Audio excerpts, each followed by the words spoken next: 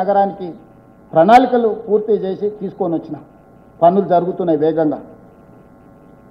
విద్యుత్ విషయంలో, తాగునీటి విషయంలో, కంపెనీల పెట్టుబడుల విషయంలో, ఐటీ రంగంలో, ఫార్మా రంగంలో, విద్యా రంగంలో అంతర్జాతీయ స్థాయి ప్రమాణాలు ఉన్న విద్యా సంస్థల్ని నగరానికి తీసుకురావడానికి దాదాపుగా 3 లక్షల కోట్ల రూపాయలు పెట్టుబడులు ఈ నగరానికి మేము తీసుకొచ్చినాం. అంతర్జాతీయ సంస్థల్ని మేము తీసుకొచ్చినాం, ప్రతిష్టాత్మకమైన సంస్థల్ని.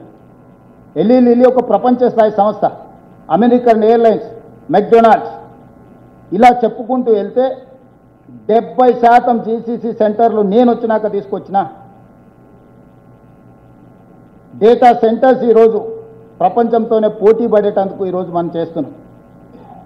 అహ్మదాబాద్ సబర్మతి రివర్ ఫ్రంట్ కట్టుకోవచ్చు, గుజరాత్, ఉత్తరప్రదేశ్ గంగా నది రివర్ ఫ్రంట్ కట్టుకోవచ్చు, ఢిల్లీ యమునా నది రివర్ ఫ్రంట్ కట్టుకోవచ్చు.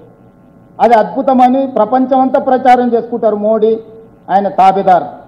హైదరాబాద్ నగరంలో మూసి రివర్ డెవలప్మెంట్ ఫ్రంట్ కట్టుకుందాం అంటే మేము అడ్డం పడుకుంటాం, మేము పోయి అడ్డుకుంటామని ఈరోజు కిషన్ రెడ్డి వీళ్ళు మన వరదలు వచ్చినప్పుడు ఎందుకో పోయి పండుకోలేదు. మన మూసి అంత కొట్టుకపోతుంటే ఎందుకు ఉండలేదు అక్కడికి వెళ్ళి.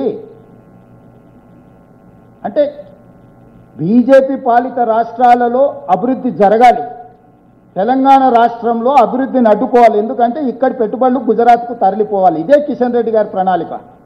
గుజరాత్కు గులాంగిరి ఎందుకు చేస్తున్నాడు కిషన్ రెడ్డి గారు? ఇక్కడికి వచ్చిన సెమీ కండక్టర్, ఇక్కడికి వచ్చిన పెట్టుబడులను బెదిరించి, ప్రధానమంత్రి కార్యాలయం నుంచే బెదిరించి గుజరాత్కు తరలించకపోతుంటే ఒక్క మాట కూడా కిషన్ రెడ్డి గారు మాట్లాడతలేదు.